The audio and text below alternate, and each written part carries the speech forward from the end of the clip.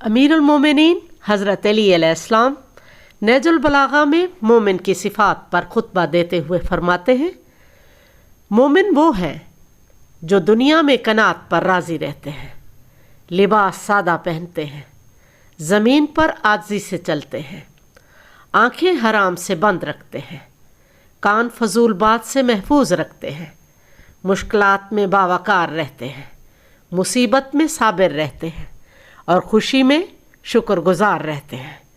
ان کے دل خوف خدا سے کانپتے ہیں، راتوں کو اپنے رب کے حضور کھڑے رہتے ہیں، دن میں علم اور حلم کے چراغ جلائے رکھتے ہیں۔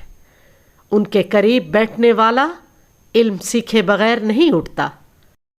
ان کی خاموشی زبان سے زیادہ سبق دیتی ہے اور ان کے اعمال ان کی زبان سے زیادہ سچ بولتے ہیں۔